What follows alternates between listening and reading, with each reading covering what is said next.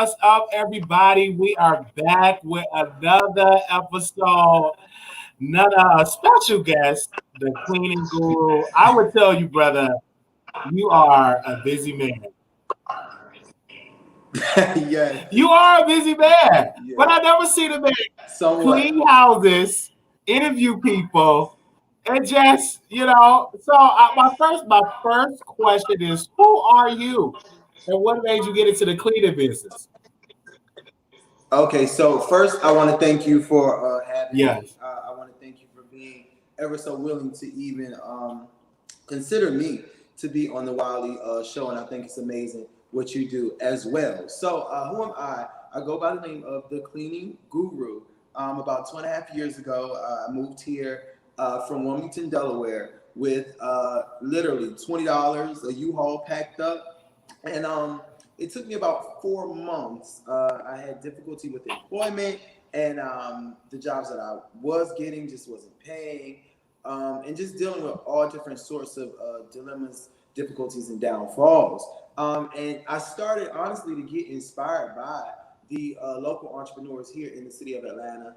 And I've always been an entrepreneur myself. I've always loved to create things. I've always been a creator. So I sat and I said, what is it that I can create for myself that can bring in passive income, that I solely can depend on the experience, the training, and the knowledge that I have.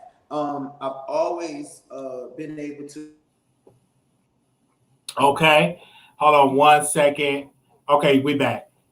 You I've finished? always been able to create a environment that is conducive to cleanliness, that's conducive to just making people feel good, feel comfortable. So I said, okay, you worked at hotels, you love doing, you love cleaning, you love great smells, you love creating a great ambiance and stuff like that. So I'm like, dang, a cleaning company. I was like, a cleaning company. So I was at my barber's 10 by 10 suite at the time, and we were having a conversation, and he was cutting my hair, and I just started looking around, and I'm like, who cleans your salon?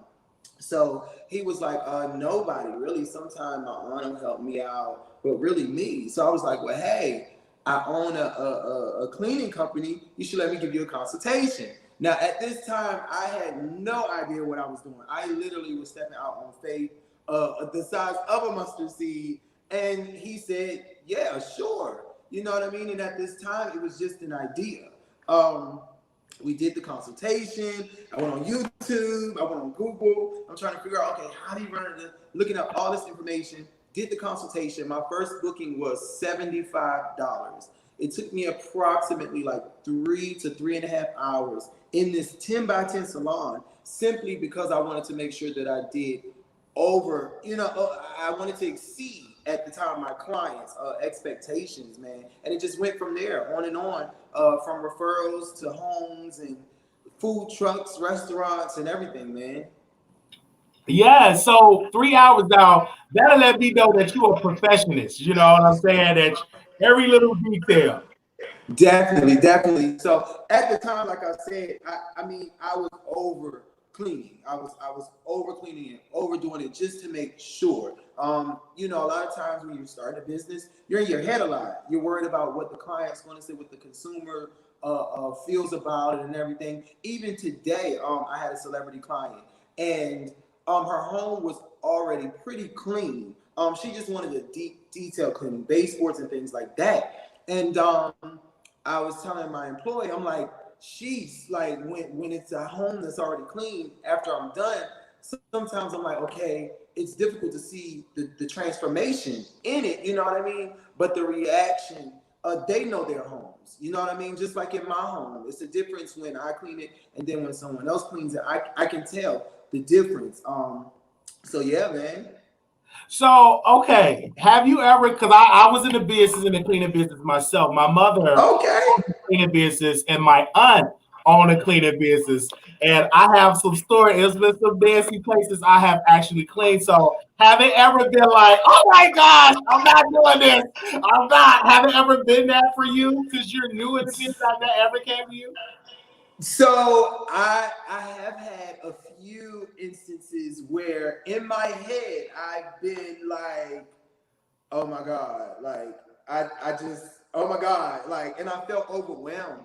But like I said, I'm still fairly a new company and I have a point to prove. And it's my job to get the job done. So I get through it. We get through it. Me and my team. A few months back, I don't know if you saw the From Rags to Riches competition that I did, where we gave a young lady in Detroit, Michigan, a complimentary cleaning. Now, it wasn't my complete understanding that the home had an infestation, an infestation. And when we got there, I had everything mapped out. We were supposed to spend 2 days in the home. We were going to gut it out, clean it out, and everything. We were going to paint it, and then we were going to place the new furniture in there that we had gotten for her. It literally took us, we ended up having to stay in Detroit for an extra day because it took us 3 days. It took us 2 days to fumigate. And it took us, I believe, like 4 days just to get the job done. We still hadn't even been able to paint. Literally, while we're cleaning, we have roaches like falling, like in my head. I'm just like, oh my God. Like, my team is like, yo, we love you. We love you. We love you. But man, like, it was crazy. It was crazy. I'll just say that. And then I've had other instances where I've come in and the home had built up for years and years and years, from years and years. And I'm like, man, these people never cleaned their home. So I've had several instances, but I do what I got to do and I get the job done, man. And because with me, seeing you out there, everybody in the chat said he's very good looking. Is that a plus for business? Being attractive, open up more doors for your business? You know what? And it is. I'll say it definitely is. I remember years ago, I was working at a hotel in Savannah, Georgia, and the front desk manager, and I thought it was so cruel of her to say this. All of us did. The entire front desk staff did. She said, I hire attractive people at my front desk, and that's what I want at my front desk, because when we have issues, it's easier to take a no from a more appealing face. And I didn't understand completely what she said. And I felt like it was very, very cruel. However, business is business. You know what I mean? And I chose to use my face because of my prior experience. I modeled for Urban Outfitters years ago. I've always loved to do photo shoots. I love fashion. I love looking good. When you look good, you feel good. Even at times when you don't feel good, it's been times I felt like shit, man. And I've dressed myself up, fixed myself up, and it made me feel better. So with that being said, I chose to use my face, to utilize my face at the forefront of my business, not even knowing, that it would bring in business. It just was a brave decision that I made. And yes, it was a good decision, because I have had people that simply book because, oh, he's a handsome guy and things like that, which is awesome and cool, you know what I mean? But yeah, it definitely has paid off and helped out. So with COVID, I see that you do Mhm. that too. How is that? How is business during this pandemic? Okay, cool. So back in the end of March, beginning of April, um, everyone thought that the cleaning businesses would soar. I at I at the time was a fairly small company still. A lot of people don't know. Some of my people do know. I've shared this story before, where when COVID first hit, I actually was sleeping in my office. I slept in my office for 2 months. All of my cleaning contracts were canceled. All of my residential contracts were actually canceled at the time, and I allowed them to cancel them simply because the entire United States of America, this was a pandemic, so none of us knew what was going to go on financially. You know what I mean? Most of these people that I clean for are 9 to 5 workers. You know what I mean? So they depend on their jobs to make the money to pay me, and nobody knew financially where we would stand within the next months to come. So they were just like, listen, the cleaners are always the first to go. This is not, you know what I mean? This is it's not a necessity, it's a luxury. I always tell people all the time. That's why my business is called Rich's Luxury Cleaning, because it's a luxury. It's something that you can get up off your butt and do yourself if you have the time. You see what I'm saying? But most of my clients, they pay me because they don't have the time. So all of the contracts were canceled, and I was just at a halt. And I ended up getting one commercial cleaning that actually carried me through, and I was able to survive with that. But even products, there were a limited amount of supplies. If you remember, all of the shelves were like clean. You see what I'm saying? I couldn't even get Clorox bleach spray and this and that because at the time I wasn't aware of how serious it was, and I didn't act fast enough, nor did I have ample amount of stock. So now I know to keep about 50 bleachers in your office, keep about this and that. I know to keep a stock now because in the event that something like this happens again, I'll be prepared. But for me, it was just like everybody else, honestly. I don't feel like my business skyrocketed from COVID just because I run and operate a commercial residential cleaning company. Yeah, so I understand that. How is it with the assistance with the government and doors as a business owner? Do you feel like you need more assistance from them, more policy for small business owners like yourself? So what I will say is, honestly, I think, in my opinion, now we just gonna keep it real. You know, I know some Negroes out here that you know they didn't hit 150,000, they didn't hit 180,000. You know what I mean? They did the doggone thing. That's them. Kudos to them. Hey, I I didn't take that route.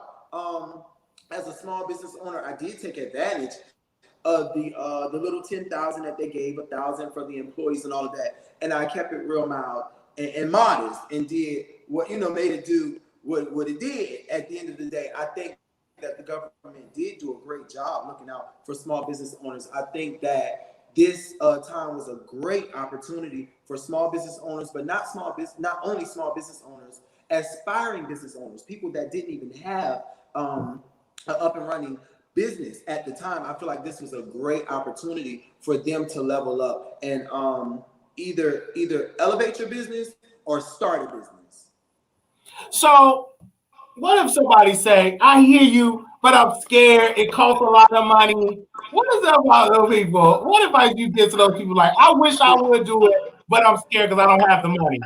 Listen, I literally had $20 that I lied to a Negro and said I needed for some food.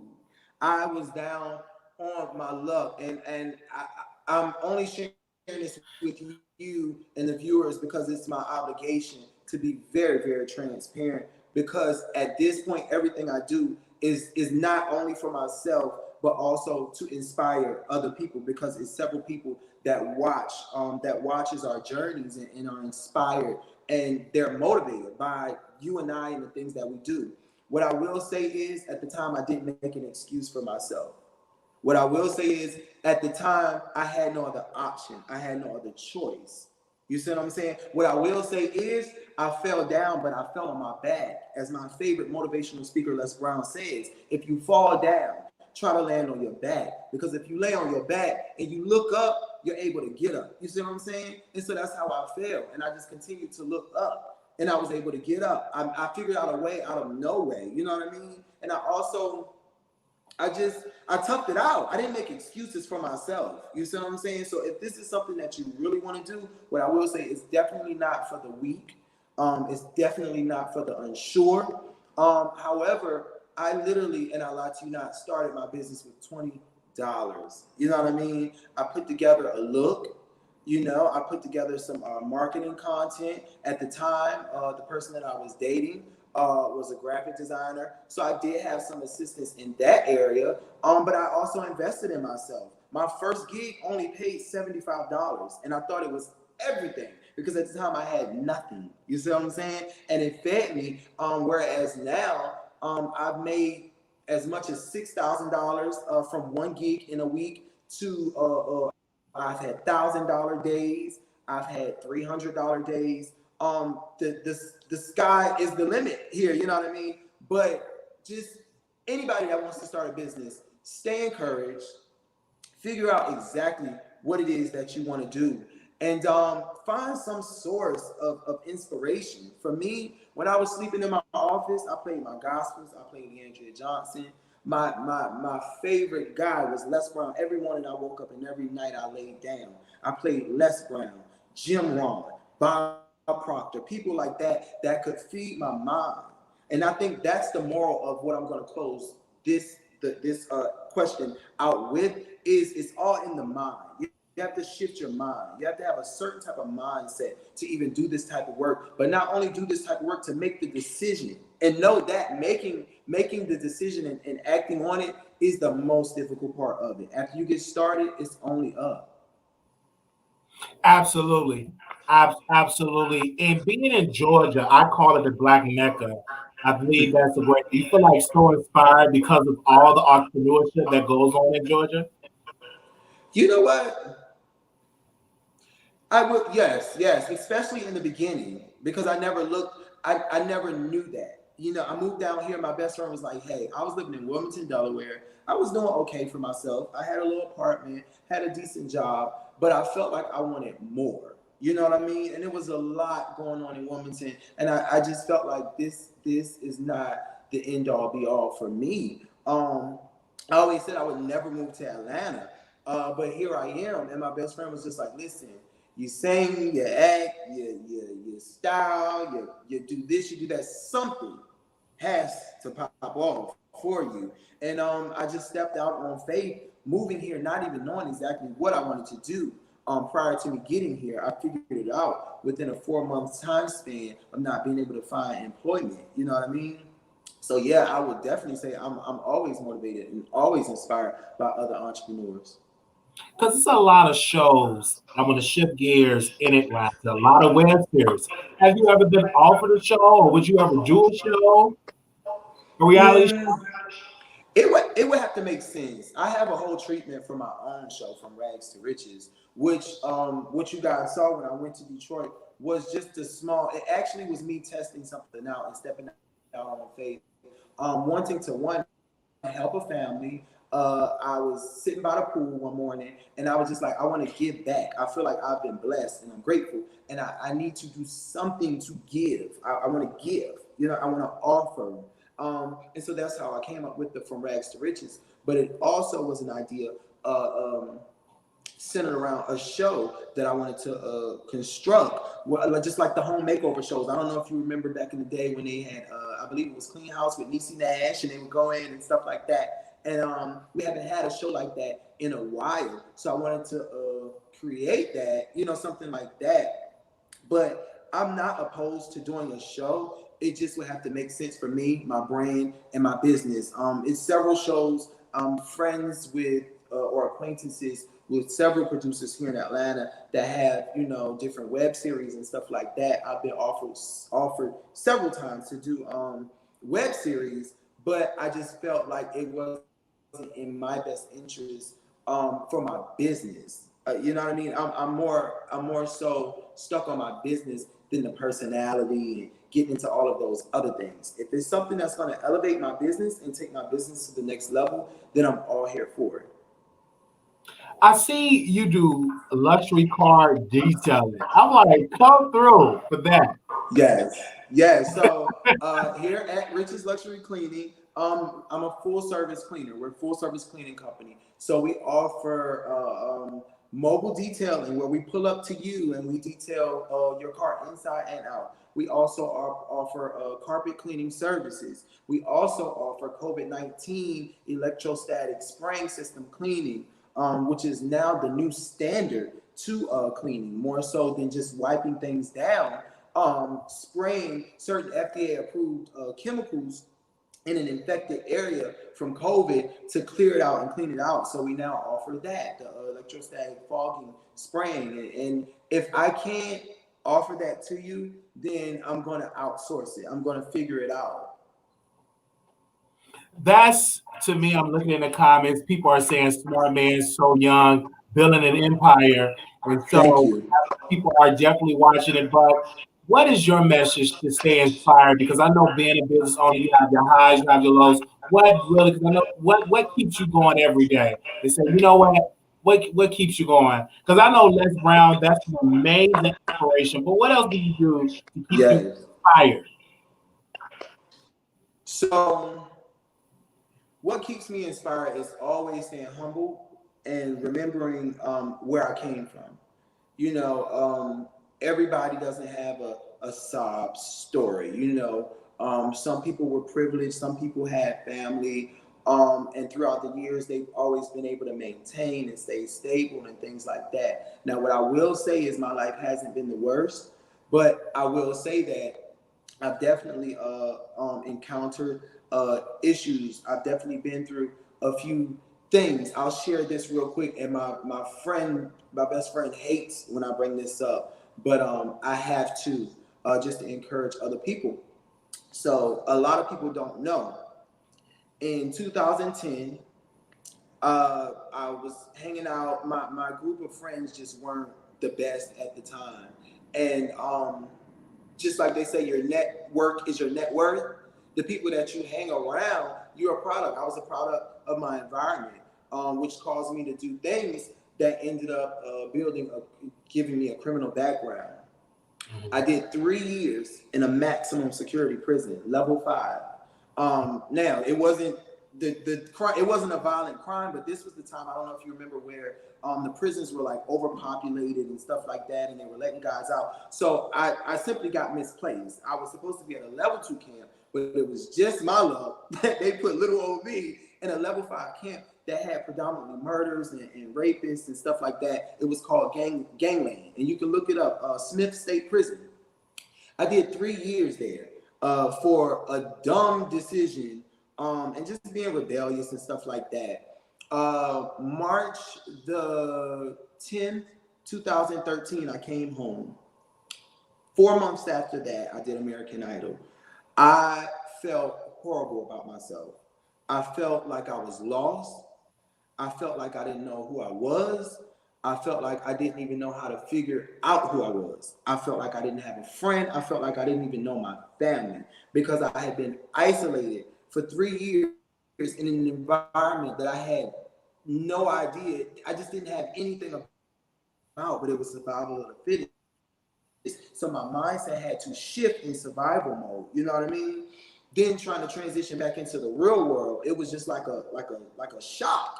So coming from that, you know what I mean, to where I'm at now, I'll just say that I'm grateful. And if that's not enough to encourage somebody, if that's not enough to motivate you, and know that you can do anything that you want to do, the unimaginable, then I don't know what else to tell you. But those are the things that keep me motivated. You see what I'm saying? That everybody else might not know. All you guys see is the cleaning guru, the big smile. But what I know and what I see is what used to be, and I refuse to ever go back. I refuse to ever go back to that mind frame. I refuse to ever be broke again. I refuse to ever have to beg, bump, and borrow somebody for money to feed myself. I refuse to ever put myself in a compromising position just to get the things that I need. So for me, you know what I'm saying? Those are the things that keeps me motivated and keeps me looking forward, man. And failures do still come. I have my difficult weeks. I have my bad days.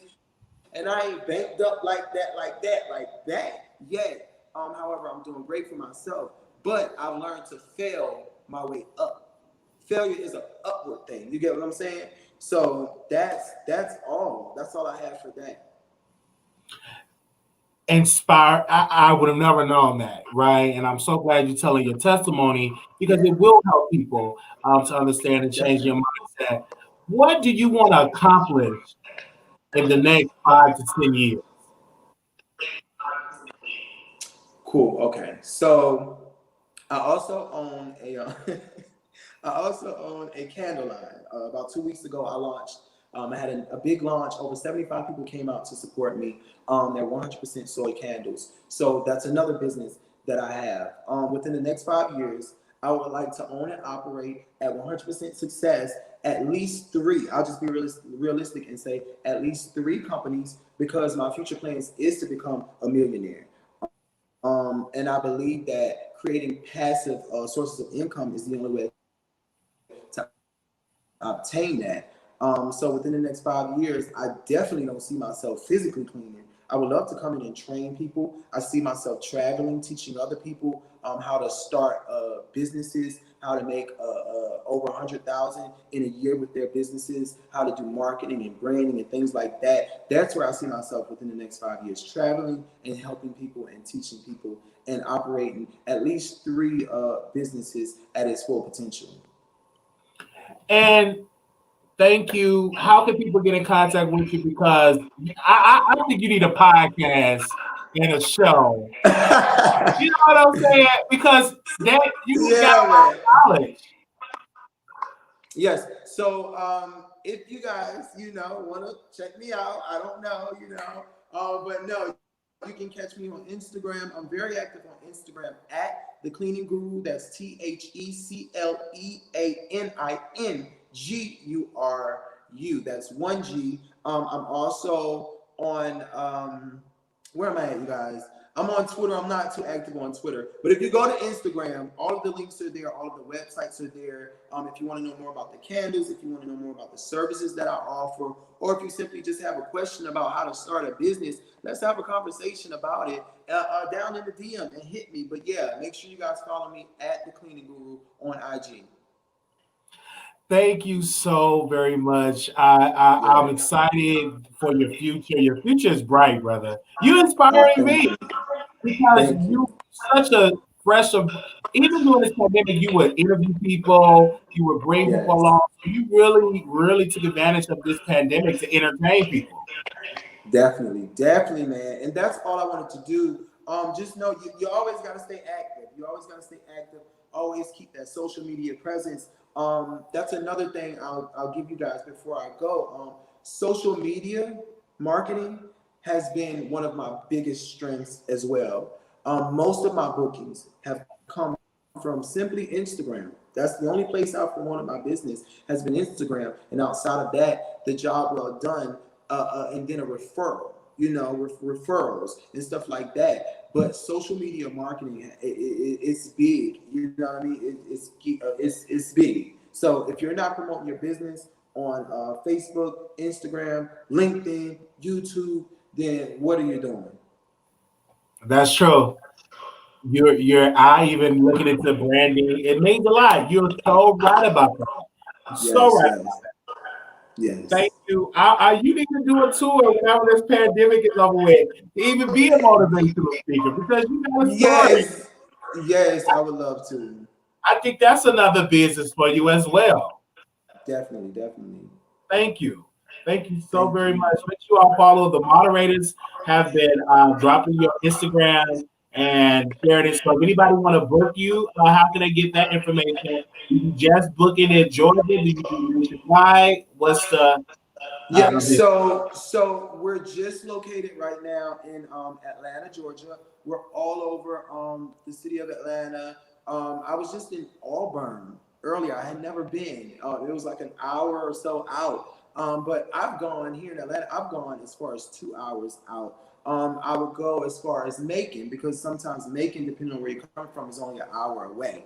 But we are located in Atlanta. After the pandemic has kind of cleared up, I will be doing a tour. I actually already have content, flyers, and everything prepared for that to hit a few cities. And it'll be options on my website where people can pre-book when we come to your city, and you can have a personal cleaning from the cleaning guru himself and my team. So yeah, man. If they want to book me though, definitely you can hit me on Instagram, and I'll walk you through the process of it. All right. Thank you, brother, for coming on the Wiley Show. Thank you for having me, man. Bless you. No problem. All right, ladies and gentlemen, was exciting to have the Cleaning Guru on. Thank you for coming on. So, in our next segment, we're going to have another guest that's going to be coming on. Thank you, brother. Thank Uh, you. Peace. all right. So we have another guy that's going to be coming on the show from G Status ATL Hustle. And let me tell you, he's right. The Cleaning Guru is extremely right on. Social media is key because I followed him on Instagram. I saw his Instagram page and literally I was inspired by his work. And I reached out and he responded and we came on the show. And he came on the show. And I think that's great. I really, really, really want to get into this next segment, y'all. We have another guest that's going to be joining us, Phor from G Status ATL Hustle. There's been a lot of stuff going on with G Status ATL Hustle. I will tell you this: Delicious was really upset on Instagram. She was cussing. She was pissed off. The producers was trying to fight her. She got kicked out of the reunion. The producers the security forcefully removed her from the reunion, and so now, when she went on IG, she was extremely pissed, and she made a quote and she made a statement and said, "Listen, it's not really the cast members; it is the production." So Phor said he want to come on the show. I don't know where he's at. I don't know if he is at. I know it's a little time. I sent him the link and see exactly where he's at. Let me actually send him a message right now to see is he ready to come on the show. I am excited. I am excited. Oh gosh, let me wipe that head of my head. All right, those are napkins. Hey, so are you ready to come on?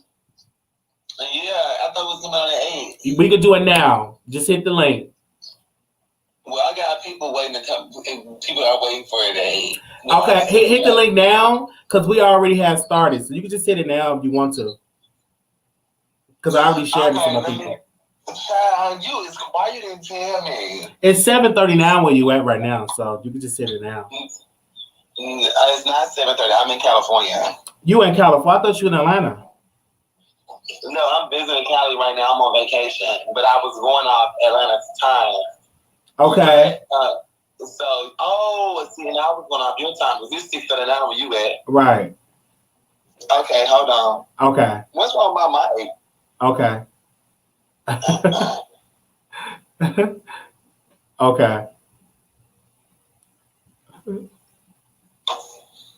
Okay, I gotta give me like 10 minutes, okay? Let me set everything up. All right. Okay. All right. So 10 minutes he'll be coming on. I would like to say this though. Everybody has been DMing me talking about Wiley. Are you pissed off they did not book you for the reunion? I'm not pissed at all because I'm used to people saying no. So I'm not pissed. I'm like, it is what it is. It wasn't meant for me to have it. So people were sending in. They was like, shouldn't you drag them and for not bringing you? I'm like, no, I'm not going to drag them because they did reach out for me to do something. I just could not attend, especially at the last minute when it comes to, traveling from another state. But if I was hosting, if they said if you the host, I would have made a sacrifice to get to Atlanta to host that show. Okay. But since I wasn't a host, I wasn't going to try to make that sacrifice. Now, I did agree that I will host a show for free, especially that show G Status, because it was really entertaining. And I can't even wait for the other, episodes that's supposed to come out on G Status ATL Hustle. They still have 4 episodes that's still supposed to come out. And I'm like, come on now, bring out the episode. And see, this is the only criticism that I have for G Status. And I'm going to be crystal clear with this. It is just, they're just not on schedule with their episodes. That was just the only thing that I had an issue with G Status. It is the scheduling of the episodes. It's putting the episodes out once a week. Every 2 weeks. And then it jumped from every 2 weeks to whenever we feel like putting out the episode. Whenever we feel like putting out the episode, that's when they would come out. And I'm like, why are we waiting so long for G Status ATL Hustle to come out? Like, what is the issue? G Status ATL Hustle supposed to come out every 2 weeks, and it came out every other month. And so that was just the only thing. Even though it's well produced, the editing is on point, the cast members, they are entertaining. It's a lot of storylines in that show. I will tell you that between Delicious being a racist, between Hakeem getting cake thrown in his face, between Brandon Carson ending the show and they put shade that he's back doing OnlyFans, between Hey Mikey leaving the show, between all of that drama, between Dre Simber leaving the show, then dragging the show in interviews, between Phor and Dre Simber arguing. It was like so many multitudes between Sherrod sleeping with or Devon's boyfriend paying Sherrod $50 So it's a lot of components that's been going on with G Status ATL Hustle. And the only issue with G Status ATL Hustle is just the scheduling, putting it out, because people lose interest with inconsistency. I agree with that 100%. If we're not consistent, the only reason why you all gave the way y'all gave yesterday is because I entertain y'all on a consistent basis. Okay? I entertain y'all on a consistent basis.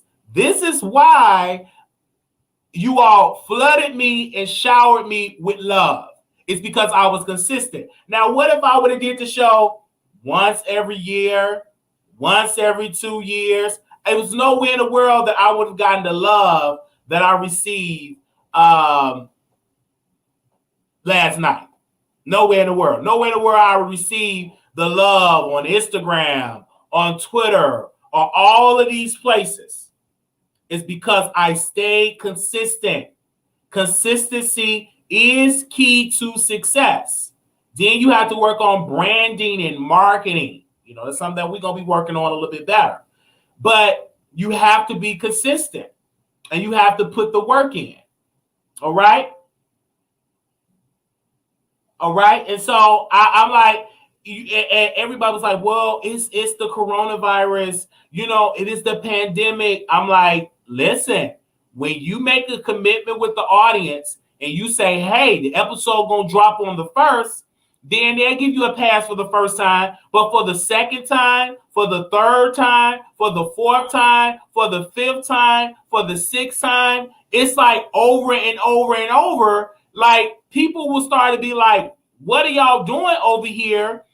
Over here with G Status ATL Hustle, because I was getting emails and calls like, Wiley, when the show coming out? When is the show coming out? Do you know when the episode coming out? Do you know when the episode? I'm like, no, I don't know when the episode coming out, because if I knew when the episode was gonna come out, I'd be the first one to tell you. But I was in the dark, and I'm not even a producer. But the reason why they were calling me, the reason why they were sending me message, the reason why they were in my DMs is because I was consistent with talking about the show. I was consistent in talking about this show weekly. So what did the people do? Okay, let's talk to the cockeyed blogger that talk about G Status. Let's see what he do, because he talk about the show all the time.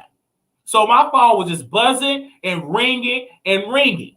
Now, even with the reunion show, like they taped the reunion show. I'm glad they taped it, but what about the 4 episodes? And Chasing Atlanta is out, and Chasing Atlanta, the schedule list is on point. They are definitely on point when it comes to the scheduling of Chasing Atlanta. Even when it was like when YouTube was down last night.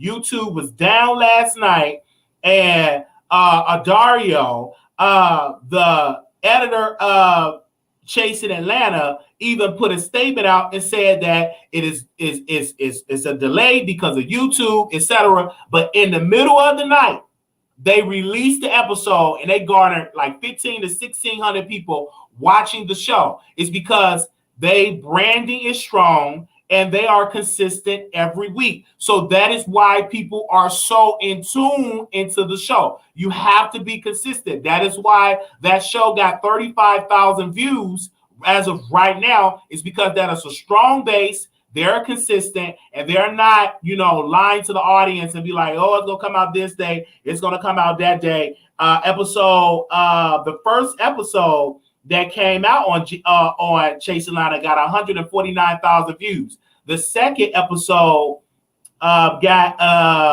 91,000 views. The third episode got 37,000. So it is growing, and so they're always on time. And you really grow with your consistency. That means a lot in this business. I have to just really, really say that. If you're gonna drag, because it's even when you're doing the show, people are so in tune into the Wiley Show. They be like, when you going live, when you going live, when you going live. So we texted people. So when we hit that link, they be right there watching the show. Okay. And if they can't catch it live, guess what they gonna do? They gonna catch it in the replay. When we go live, guess what they gonna do? They gonna catch it in the replay. That is exactly what they gonna do. Even if they like, man, I forgot the what's the name? I forgot that he was up. But I'm gonna catch the replay because I text you. You're gonna be entertained, and it's something different for you all that we entertain. Now, I agree, G Status quality is great, it's just their scheduling. I agree that Chasing Reality is still in that top spot because even though it's lacking somewhat and a multitude of storylines, they're very, very consistent. Now with G Status, they have the most drama out of all the web series for this season. But it's their not being consistent got them, a lot of people like, what is going on? What is going on? What is going on? You have to really, really be on top of it with your audience because your audience is watching. They will remember. Your audience is there. Okay? And they will remember when you're going live. All right? So, but the cast, I agree with you. The cast is very lackluster. But the quality, the consistency is there, and their brand is strong. You got to understand, they have been in the business for a couple of years. This is season 4. So they have 4 seasons to get it right. And so they have a strong brand. And not even Chasing Atlanta they have Chasing Dallas, which that franchise was really great and entertaining. Then he got another franchise, Chasing LA. So I think that the branding is very strong. So that's just my only criticism, for that show, even for the Real Hot Boys of Houston. We're talking before our guests come on, but even for that show, even though the cast is very attractive, but they got to work on production. Let's bring our guest, Phor from G Status ATL Hustle. How are you doing? I'm doing good. How you doing, Wiley? Nice seeing you again. How are you doing out there? I'm doing good. It's kind of early here, so I was kind of off with the time, but I'm here. How you doing? Well, good. Anytime I call, you got to hit the link now. Boy, no. I got to pull my Oprah Winfrey. Oh, my God. Wiley, I cannot deal with you. But you looking good, though. Hey. Thank you. You're looking really, really good. I'm happy. I'm finally away from them crazy ass people, and I'm back in a great space and a good aura, but we'll get to that. And sober. You're looking sober. I've been sober for about a few months, but I'm actually. You ain't about to go here live. You haven't been sober for no few months. I'm lying. I thought, look, Wiley, it sounded good then, and look, I got me a little cocktail. Right now. I've been sober, I was trying to do my PR, I've been sober for a few months. Okay. So G Status ATL Hustle reunion was taped. And let me tell you, I heard a rumor Delicious came out with her red eyeballs, looked like she was crying or either high, and she was off with the producers, and they were saying that you were fighting her and coming on stage and trying to drag her off stage. Actually, that's actually that's actually false, Wiley. I actually defended Delicious. When she came out, people were on there pretty much just talking about Delicious. And one thing about me is I'm never gonna sit there and gang up on people because I know how it feels to be ganged up on. She was wrong about a lot of the things that she had said. Definitely.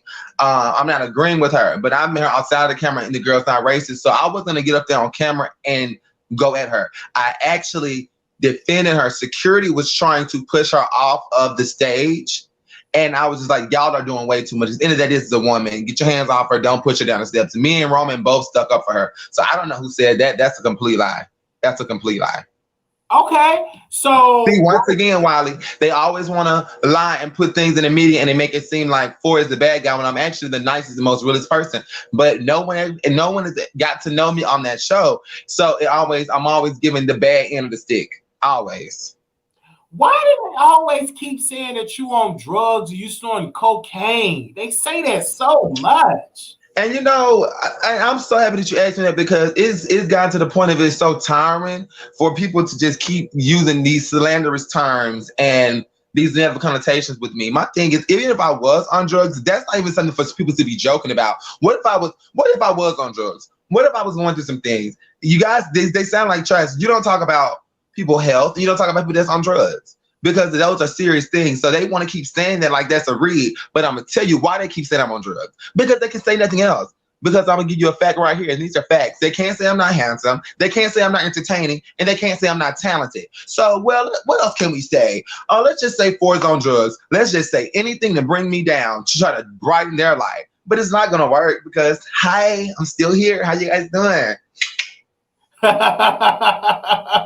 So you are, like you said, you're still here, and people definitely are saying that. But are you? Did you? I'm hearing that y'all didn't get y'all money. Is that true? That the producers did not give you a check?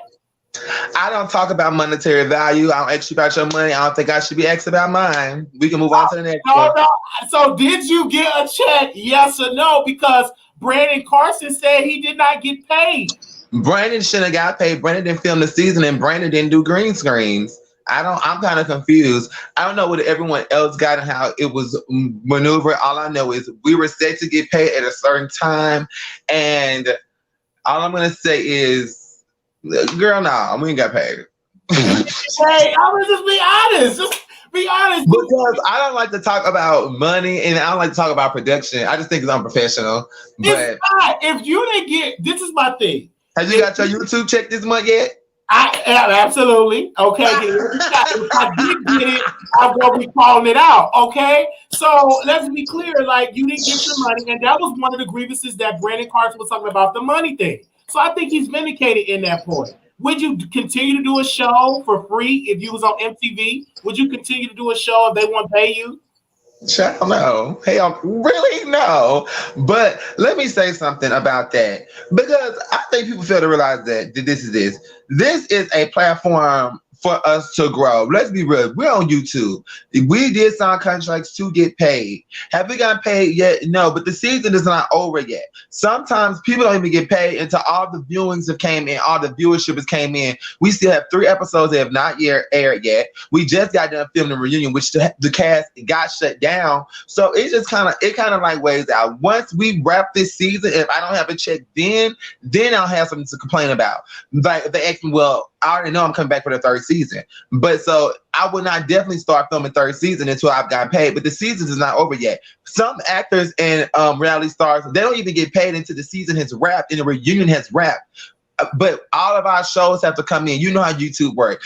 All the episodes have to get monetized, and then that shows our allotment of how much you're going to get paid. So for the cast, that just shows that they don't have the vernacular and they don't know what they're talking about, because they would know that most of them don't get paid into the back end. We never were told we were going to get paid front end. We were told we were going to get paid back end. The show not over. So, okay, the show not over, but where the hell is the show at? Because the show's supposed to be coming out every 2 weeks. What is going on? I'm in production, but I will say this. I just think it was a line. I think far as the reunion coming, and I do know that something, we had technical difficulties a few weeks, and then at the end of the day, it is one of the producers does all of the editing. So it's not like it's a team of people that's working on this show. It's one person doing the filming, the editing, the green screens, and that's a lie. Yes, we did film that show a year ago. Things could be a little bit better, but shit happens. It happens. I mean, that's how I feel about it. I feel like it's still a good show, but editing shows and green screens, you should know about editing when you do your stuff. I mean, it takes time. And the only thing, and then he also was getting ready a reunion together. So that's the only thing I can say. I mean, the other episodes are coming, and it's very kind of hard to release other episodes when you have a cast that is so difficult to work with. I'm one of the only cast members that's on the show other than a few, actually, I'm one of the few cast members that's on the show that's not difficult to work with. The other cast, they have these egos and we're not gonna come from green screens and I hope good luck with your show. That puts a halt in the production. You don't need to sign up for a show if you're gonna have ego, baby. If you're gonna have ego, why are you on YouTube, honey? You got such a big ego. I came from MTV. I don't have an ego like that. Let's be clear here. If any mainstream show would come out and say they release and don't come out, they will lose viewership. Let's be clear. You got to take, people want the show to come out and they are tired of waiting. In my humble opinion. But let's switch gears. You say different. I mean, let me say, yeah, people are definitely tired of waiting on the show, but at the end of the day, people always want to take it as if they want to, like, what I've been hearing for these past few weeks, because the cast loves to lie on me, honey. They lied and said I did coke. Now there's a new lie out there, Wiley. They're saying I'm fucking production. And let me tell you something. I literally do this show for strictly business. When they say I'm fucking production, I don't know if they're talking about KL or Ja. All I'm saying is I ain't never touched either one of them. If I was fucking production, don't you think he could have edited me in and spin me around in a chair if I was fucking production? Don't you think they would have put me on a billboard if I was fucking production? Don't you think I'd get promoted on G status page if I was fucking production? Don't you think I would have solo scenes if I was fucking production? We could have filmed some solo scenes, just put them in there. People need to start making sense. I don't even get promoted on anything. When my birthday came around, I wasn't even on the G status page because I was considered B-cast. Production, I barely see production. I get called last minute to film my green screens. I honestly get the shit end of the stick. And just because when the reunion came, they gave me a mic to sit on stage and want to bring me out as a B-cast, because let's be honest, I brought in viewership for this show. So of course production gonna give me a mic because I'm the most talkative, funny person on the show. We're making a production. So because production put me on the stage at the reunion, because if you don't notice, these lies didn't come out till after the reunion. They got mad because production didn't fuck me over for the reunion. They gave me a mic for the reunion, which I thought everyone was mic'd. And they also put me on stage from the very beginning because I brought in a lot of viewership. Men lie, women lie, numbers don't, and neither do the comments. So why would production bring me out at the end? People will want to see me from the very beginning because I came in on the second episode. So why would they bring me out as a friend of the show? But now I'm fucking production? So come on, it don't make sense. It does not make sense. Let's be clear here. With that, let's talk about this. I heard that Sherrod was attacked. Is that true? Sherrod was attacked, and Sherrod was attacked. But of course, Sherrod was attacked because Sherrod made majority of this season as well. So of course they were gonna gun at Sherrod, and it was people that came onto this season. It was people that came on the season automatically gunning for Sherrod, and castmates like Devon Cockeyed Ass brought people there to have him jobs. And when I be saying cockeyed, I know I hate when I do that with you. It's okay. It is okay. Wiley, I'm sorry. I do. I hate when I sit there and do that with you because it's not. It is so clear with this, but this is what I want. So Devon brought people to jump on Sherrod? Really? Yes, but Phor is the problem. Phor is the issue. Tramel even brought, I'm the liability though. They always want to say Phor brought it in. I fight with my words. This is a show for entertainment. I didn't sign up to go do WWE, UFC. I signed up to fight with my words and use banter, throw shade, make y'all laugh, bring entertainment. They don't have the vernacular and they don't have to enunciate to do those things. So they instantly want to fight. And my mama has always told me, a dummy will always try to attack you because they that's all they can do. They don't know how to talk. They don't know how to use verbiage. So I frustrate them so much. And so does Sherrod. Sherrod gives them the truth.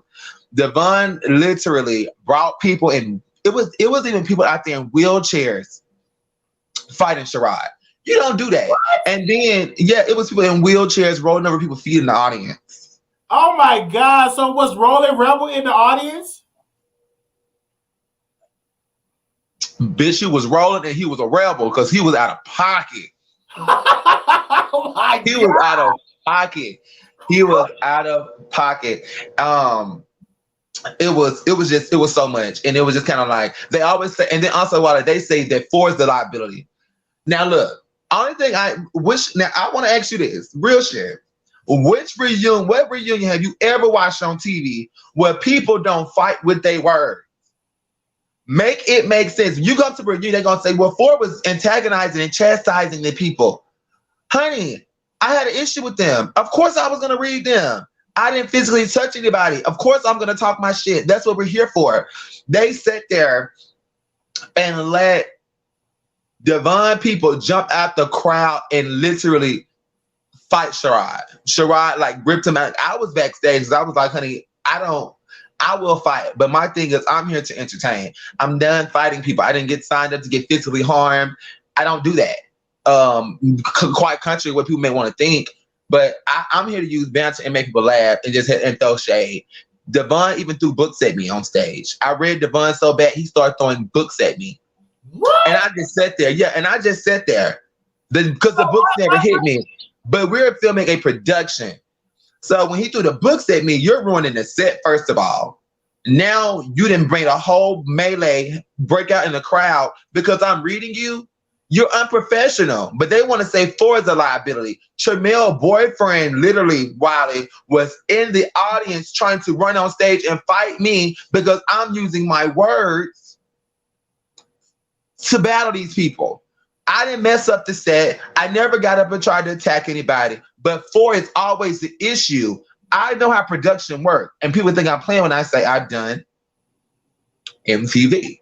But I honestly know you don't ruin a set. You don't ruin a set.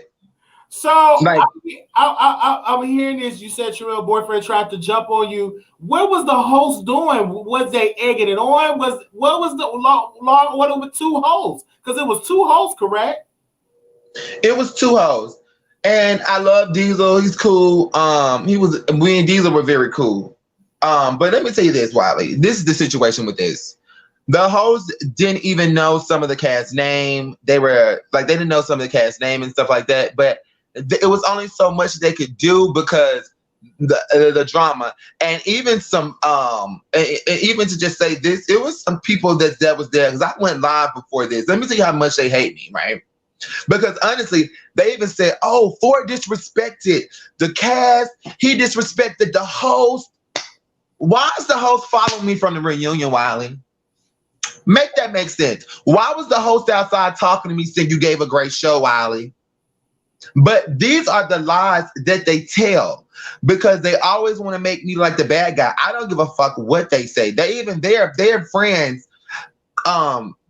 They're even friends with commentators. Like I went live before this on my page, and also everyone that's on here. I started a YouTube, so follow me on For the Record. I'm on here to try to plug that. For the Record, it's right there. Follow me, and you guys can also get my full rundown, other than with Wiley on that.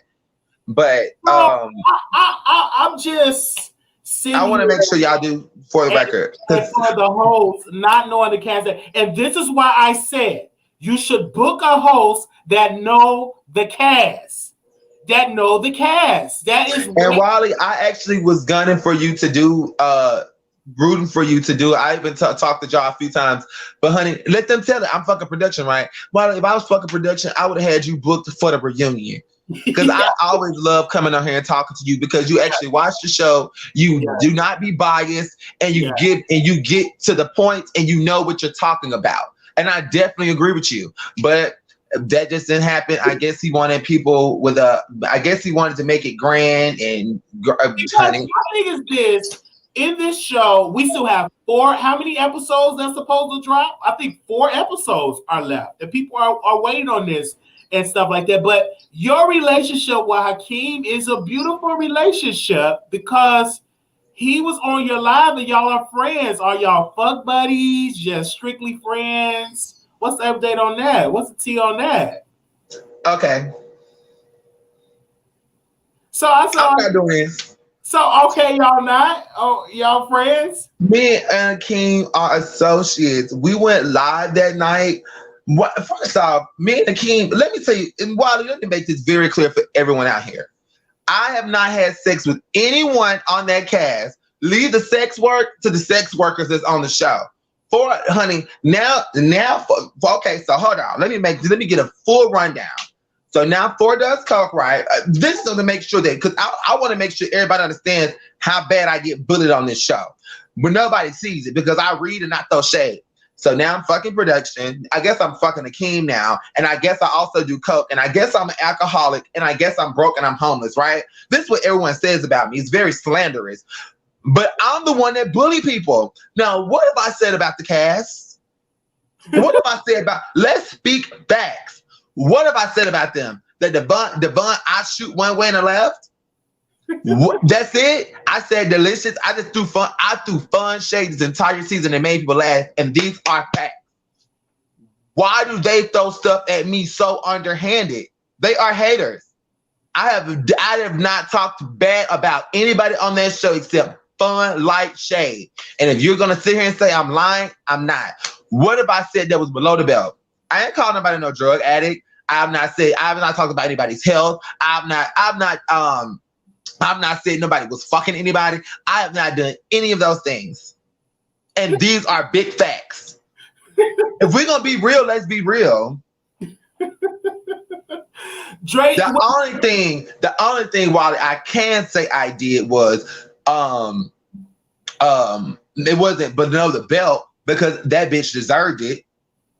But I drug Dre. Big facts. Because she deserved to be drugged. And I'm going to tell you why I drugged Dre. I drugged Dre, and when I say drug, oh, and speaking of drug Dre, when I say drug Dre, I mean like I drug her through the mud. But let Dre Simmer tell it, honey, Wiley, she's running your name through the mud too, but we'll talk about that in a minute. But speaking of drugged, but I drugged Dre through the mud. And that was because everyone, they watch the show, they don't see the backdrop. Dre gets online and talks shit about me. Everyone that watches that show, Dre wanted me to come on as a friend of the show. He talked about shit. You guys see on the other episodes, even me and Tremel was like, "Phor, Dre is dragging you to the cast. He's telling us not to film with you, not to fuck with you." You guys can see it in the episode. That's why I drug Dre. So anybody that wants to say, "Oh, Phor, you did Dre wrong," no, Dre deserved it because I have feelings. Just because I'm a strong black man and I have a strong I'm just strong, period. People think I don't have feelings. I have a tough skin. But when it comes to people that I actually care about, which was Dre, which was my friend who I've been knowing for years, that hurt me because you should not be trying to make me a friend of the show. You should be trying to uplift your friend and bring him up with you. What the rest of these people on the show say don't matter to me because they're not my friends. That's like me getting mad about what the viewers of the show say about me. I don't know them. My feelings get hurt about people that I actually know. Dre was my friend, and he drugged me through the mud behind the scenes. He tried to get me demoted on this show, and he tried to get me fired off this show. He's also ran around the city and tried to get me blackballed, if you wanted to really talk about it. So me saying he slept on my carpet and doing this, was that below the belt? Yes. But did I mean it? Yes, because I have feelings too. I want to ask you this though. Would y'all tell y'all friend? Would you bring a friend on the show, Wiley, and tell them, don't make my friend a main cast member? He should be a friend of the show. Y'all don't film with him because John tried to make him a main cast member and they're trying to kick me out. Would you do that to your friend? That's not a friend. Stop. Everybody need to stop trying to make Phor seem like I'm the problem. What have I done to these people? What have I done to them? I don't know these people. I barely film with them. Why is Phor always in their mouth? Why is my pubes in their lip, in the middle of their teeth? Stop riding my dick. Period. I've done nothing to these people. Can I ask you this? Did Charlie show up to the reunion?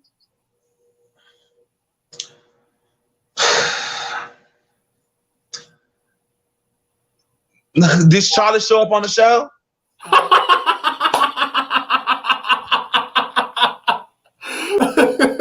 Do you believe that Charlie is fucking members of the production? No. Actually, to be honest, I don't think production is fucking anybody on that show. To be real, I think production learned their lesson from last season.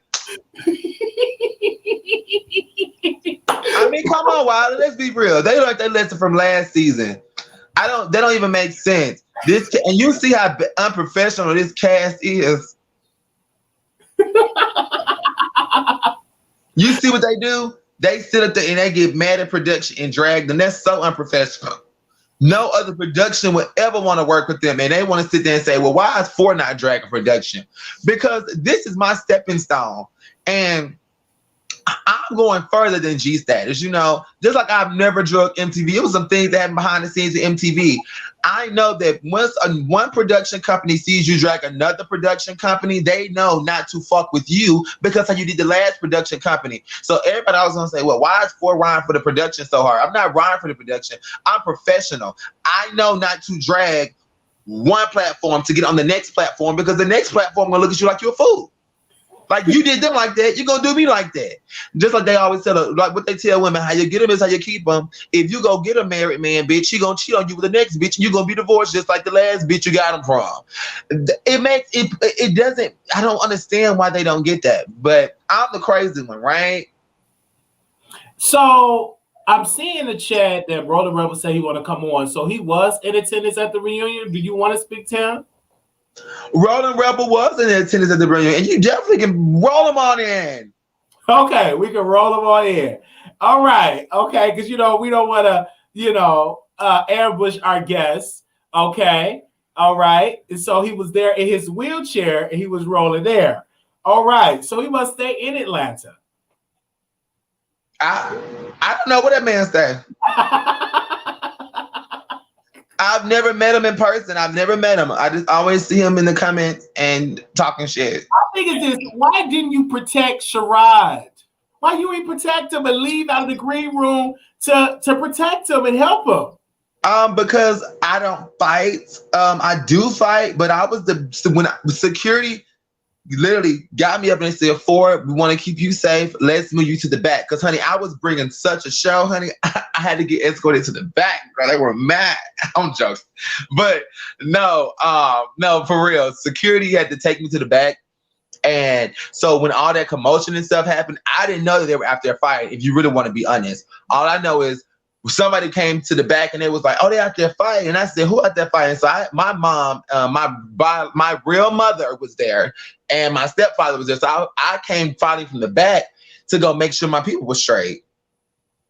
And then I saw the Sherrod and I went over there with Sherrod and I kind of held her back. I was like, Sherrod, no. I actually did come out and hold Sherrod and keep him calm and actually stuck up for him. I stuck up for Sherrod that entire reunion. I stuck up for Sherrod even when Devon was talking about Sherrod deformities on his fingers. And I told Sherrod and I told Devon, this is when Devon threw the books at me. I said, Devon, how are you going to talk about Sherrod having a deformity and you cockeyed? That's a deformity as well. That is a deformity as well, but Sherrod is good looking. Sherrod is very Sherrod is very handsome. And that was my thing. I just didn't get why Devon thought that was okay. And when I said that to Devon, that was his last straw. I hit a nerve and he threw the books at me. But my thing was, stop bullying this man and you have your own ailments.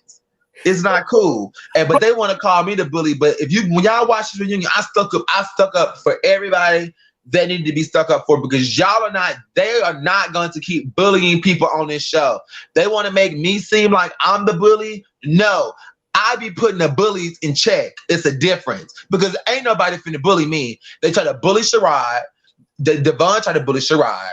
Devon tries to bully Akeem. Y'all sit on the show. Akeem, girl, we can go on for days.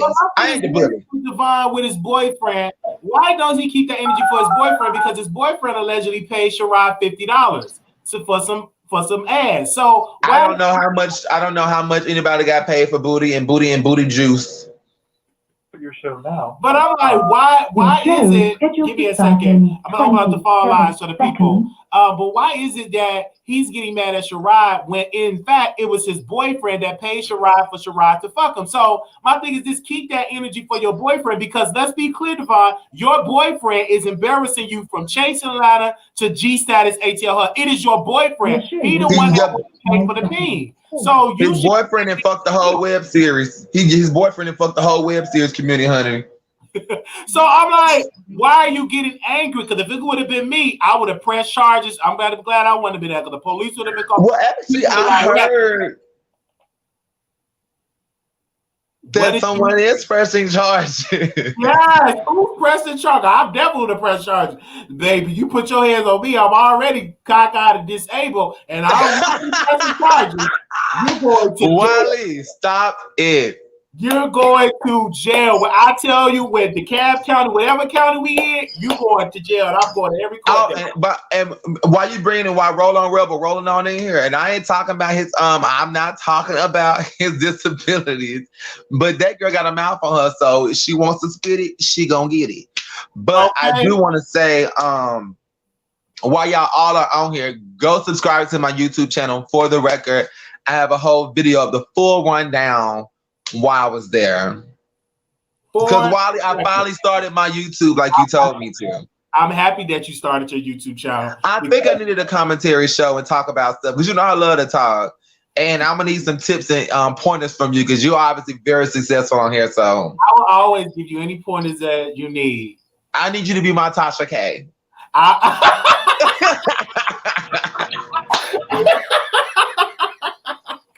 I'm for real. Yeah, I'm always there for you because you are so talented. You're so talented. And having your own platform, you can be free to be yourself. I don't care if you want to drink. It is what it is. Like you bring it up. Where's Rolling Rebel? Okay, you was on your bed and you had your ass up, and I'm like, "What is you doing for?" Like you was talking about Akeem, and they was like dragging you in the comments, and you was like cussing them out. But it was a lot of alcohol at the reunion because you were lit. Oh, okay. I'm gonna tell you what happened with that. It wasn't that much alcohol at the reunion because the cast didn't even get free liquor. And what we thought we were, but I had 2 drinks at the reunion. And once the reunion got shut down, so as soon as I told you, my mother and my stepdad was here from out of town.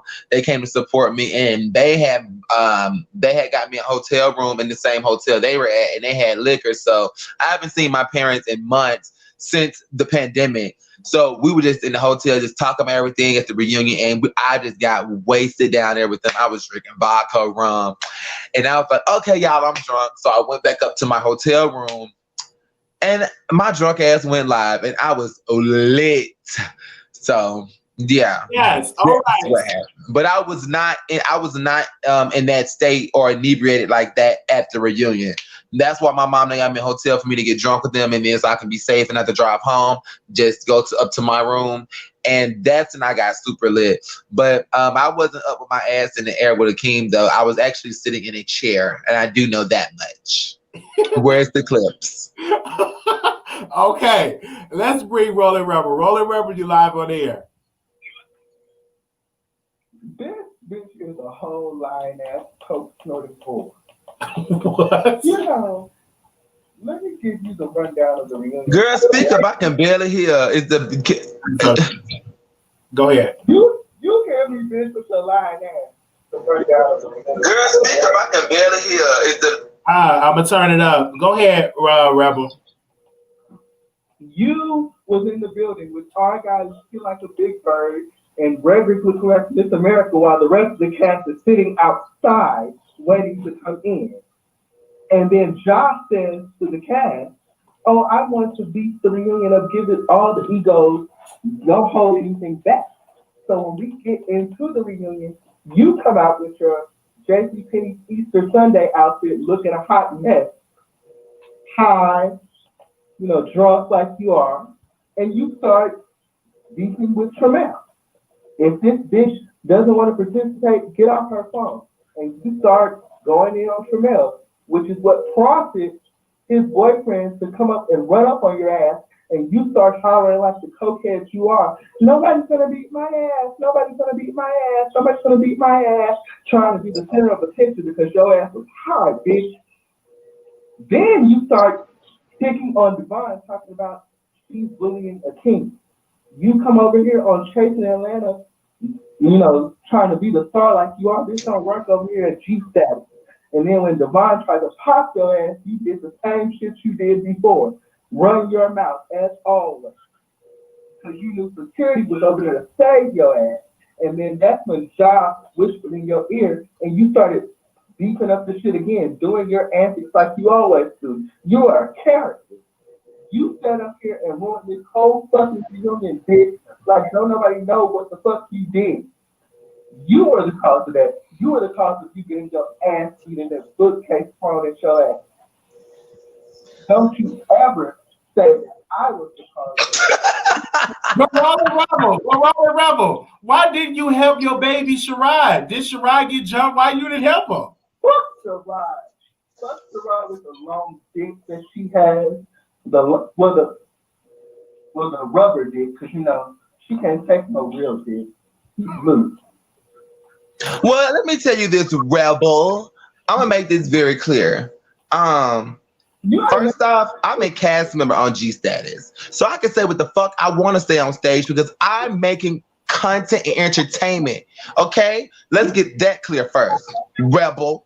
Second of all, I can say what I want to say out of Devon because he's on my cast and we're filming a reunion. So I was allowed to commentate on I was able to talk to anyone on that stage because we were filming a reunion. We were making a show. So what you're saying right now is redundant. Yes, I did cuss out Tramel. Don't they cuss each other out in the Housewives of Atlanta reunion? Don't they cuss each other out in Love and Hip Hop reunions? Of course I was cussing people out because we were filming a reunion. Rebel, the problem was your ass was a guest. You were in the audience. You should have been out there saying anything. Tramel boyfriend should have been saying nothing. The only people that should have been having a problem in that vicinity was the cast. Straight facts. Everybody on that stage should have been the only ones in any type of beat. You should have been saying nothing. Rebel. And you need to stop talking so much, Roll On Rebel, before somebody push your ass out that chair and you be eating the goddamn ground. How about that? Get off. Get out of here.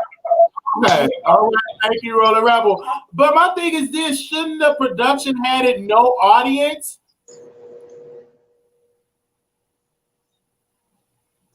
I wish it wasn't an audience. It was to the point my mom then was sitting in front of Roll On Rebel. They said he was talking so much shit. One girl said he kept rolling over her toe. That's how much shit he was talking. I am not being funny. This is a cold, hard truth. He was in the audience rolling over people's toe. If I'm lying, strike me down. If I'm lying, strike me down. No, he rolled up people's toes. Oh my God. Wiley, I'm serious. He was.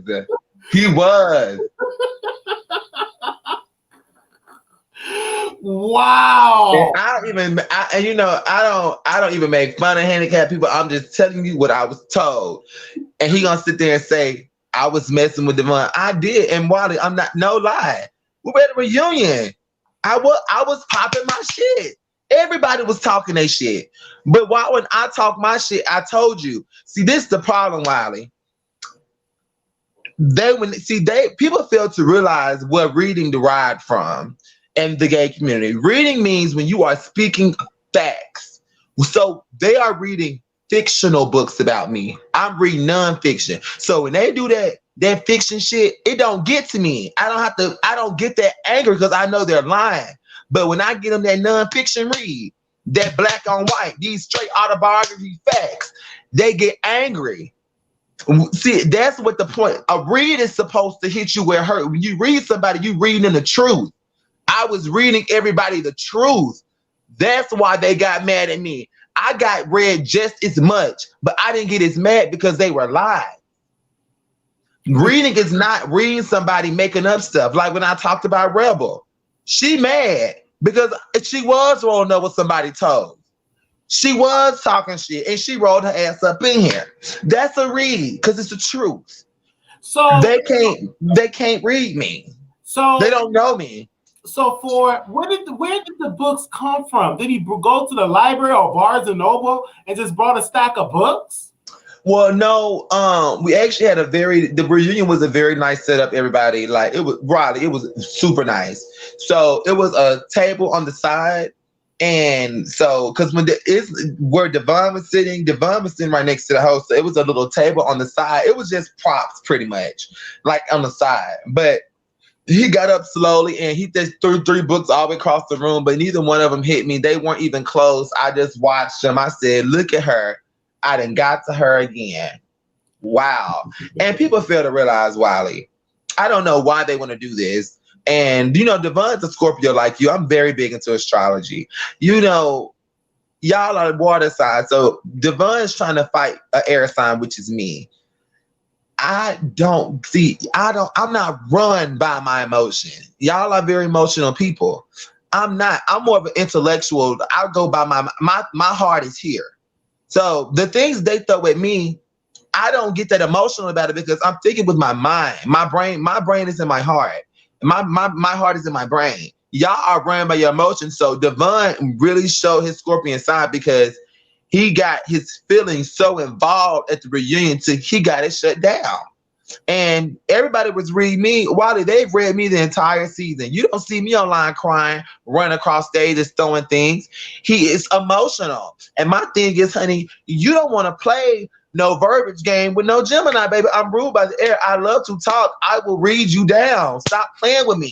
I don't know why they try to do that with me. And then on top of that, you're not going to bully me. You need to bully those 2 Libras, which is Akeem and Sherrod. And they are true to their sign. They timid and they don't like drama. Bully Phor, because I do not like bullies. Devon is a bully. Do you like his fried chicken? Do you like his food? I wouldn't eat his food if it was given out at the Hope Clinic. Where I heard him and his boyfriend frequent often. Oh my gosh, no!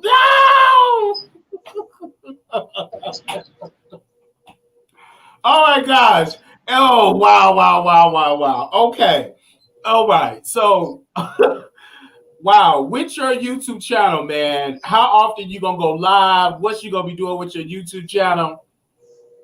Okay, Wiley, and thank you for asking me that, bro. It's gonna be called For the Record. So I wanted to bring, because this is one of my little things I'm gonna have, which is gonna be Do-Rag Chronicles, kind of like how Tammy Roman had Bunny Chronicles. So I'm finna trademark. Well, I'm in the process of getting that done, but I'm gonna do my Do-Rag Chronicles and just sit up and just have banter and talk. I just want to talk about things. That's why it's called For the Record, and just clear my mind and just talk to people. And so people can actually get to know me and see my real personality and how bubbly I am. Because on the show, it's perceived as I'm all about drama. And while I actually don't like drama, like this, I'm 27 years old. The most drama I've dealt with as far as being an adult was on this show. And I just want to just go be out, have fun, talk to people that love me. Talk about politics, talk about hot topics, talk about everyday life things, and just talk to people because I love to talk. I'm sure you can relate to that. Like, I just love to talk to you, and I honestly, genuinely love people. But the show, and I'm on this show, everyone always want to say they got a bad edit. Wally, I got edited just as bad on that show. I look like I'm a hating-ass bitch that pick with people all the time. I got a bad rap, too. No one on that show was portrayed in the perfect light. But they always want to make it seem like I got favoritism. I honestly do like people. All right. So, and I just want to talk to people. And like Wiley, like when I talk to you, like you can tell I'm a nice going guy, but on that show, no one gets to see that. No one actually gave me a chance because I came on there with the messiest bitch from last season. I was introduced to the show through Dre Simber. So they knew, oh, he's Dre Simber friend. Just like our guy was introduced to the show through Charlie. So everyone automatically gave our guy a stuck-up persona because of Charlie. And everybody automatically gave me, oh, he gonna be a bitch and messy because of Dre Simber. So it was kind of like I never got my fair end, to be honest. So what about your relationship with Dre Simber? Because I know he said he was not at the reunion and he was upset. I don't know if he was upset about it, but what's up there with that? Because y'all were really close. Even after let me tell you something, Wiley. I want to make this clear. Even when I did my last interview with you, And remember, I said me and Dre Simmer were cool. I even said you should have Dre. He's coming. Me and Dre had been made up, Wiley. But when the show re-aired and he saw me read him at that church scene again, I guess it brought back ill will with him. But you already know I already had read you, Dre. During that moment, we already had made up. You got mad because you got fired from G Status. You saw that and Wiley, to be real, I have way more supporters than I have haters from this show. And Dre, we just start going out in the city and people know me and they see me. He got mad at my success, to be honest. If you really want to be real, Dre got envious and jealous of my success. And I'm not going to down talk him either because I don't feel like I need to. He gets on every interview and drags me, talks shit about me. He does it everywhere he goes. I just wish Dre Simmer the best, honey, because those are his own battles he have to deal with. I just can't deal with him anymore because the stuff that he does, and he sits there and act like he's not envious and he's not jealous, but he really is. And my thing is, me and him would have did so good if we stuck together on that show. He just thought that one person had to be the big dog. He thought one person had to be here and one had to be here, but we both could have been here. It's fucked up. And that actually really was my friend. But that's how he did me. And now he's going around being friends with people that don't even like him and going around and trying to make everybody hate me. I'm like, it really hurts my feelings. Wow. And so with that, and I see it and y'all don't get along. But my question is, how was our guy in this situation? Because Charlie didn't show up. So how was our guy on the reunion? His dressing was, he dressed. He was really dressed. I will say so. When you mean dressed, what do you mean? It was a lot of colors, a lot of fabric. There's a lot that was going on. Not I would wear it, but yeah. Okay, I think our guy, me personally, not my type of style, but I think our guy was trying to set the mark. I think our guy was trying to make his mark, and I think he was trying to make a fashion statement. He wanted to stand out, kind of like Redrick wanted to stand out with that Joanne fabric ass dress she had on that she said was $6,000. She's delusional. But I liked, honey, I didn't even tell you about Redrick. Well, actually, let's not even talk about her because honestly, we don't remember her from this season either. No. Let's be real. But I think our guy made a statement with that outfit. I think it was eye-catchy. I think it was something he wanted to wear the outfit to be talked about. Our guy's very intelligent. He knew that was going to bring in commentary and that was going to bring in people talking about him. And you know what they say? Any publicity is good publicity. Our guy knew what he was doing. So what about Ike? How was he on the reunion? Ike, how I feel about Ike at the reunion, you know, I got into it with one person and and I think Ike tried to stand. I forgot who it was, but Ike tried to stand up and I was like, Ike, we're cool. So why are we doing this? But Ike was cool. Ike performed. He opened up. He performed. I didn't know he had performed because I was backstage. But Ike performed. He was cool. But, you know, at the end of the day, Ike is, you know, I guess his loyalty lies with them a little bit more. But all I'm going to say is, Ike, next time, don't try that you're going to stand up and hit me. He said that? He said he was going to hit you? No, it was just, I was in tour with somebody, and when they started standing up, Ike was stood up, and I was just like, Ike, you shouldn't even be standing up because you're supposed to be neutral. I just didn't like that. But you know what? The funny thing is, Wiley, it's so crazy that I remember everything from the reunion, right? But I was so inebriated and high. It's crazy, right? But I was so fucked up. But I remember everything because I was not drunk or inebriated or tipsy at the reunion. I wasn't even anything. My parents, I literally rode to the reunion with my parents. Wow. So what was their thoughts on the reunion? They thought I did a good job on the reunion. They thought a lot of people had on a lot of party city gowns, and they thought a lot of people were delusional. And they thought that I was really they said, Edward, my real name's Edward. This is how they talk to me. It was like, Edward, you was being you. And and they just don't like you for you being you. They was just like, you honestly, I was the same person from beginning to filming last year to the end. I've never changed. I've always been myself. I've always been myself. And they don't like that. And my mom said that I'm anointed. She said they hate on me, but they say I don't have anything. Why is the most hate? You hate on someone that you see something. I think they see something in me my mom said they see something in me that I don't see in myself yet. And because I know I'm going to be successful, but they see it before me. And how they come at me, I'm just kind of like, why y'all so mad at me? But y'all say I'm broke, I'm a drug addict, I'm poor. Why do you keep gunning for me then? If I'm all these things, I ain't never hated on a crackhead, Wiley. I ain't never hated on a broke bitch, Wiley. I ain't never hated on a bitch that ain't talented, Wiley. I've never ganged up on anyone and go in cahoots and not want to film with one person and make alliances about a bitch I'm jealous of. Oh gosh. We have it right here. Dre Summer responded to you and he said this quote. He said, honey, we don't give a fuck. LOL. Just tell her, make sure Ja got the correct address for her check. LOL. That's the only address he should be concerned about. Ask him where's episode 8 coming out. Address that. LOL. We done with the public service show and his public servant ass. That's it. That's all. Y'all enjoy y'all interview. That was his statement. Okay. But yeah, I really just want to really get people to really know me about my YouTube channel because I'm actually doing something and working. I'm actually in Burbank right now. So, that's just it. I mean, people are so upset because they didn't get to do green screens and didn't get to do anything.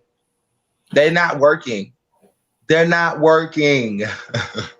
They're not working. What do you mean not working? They're not doing anything. Honey, all I'm going to say is this. The pandemic is almost over. Stop trying to survive off those unemployment checks.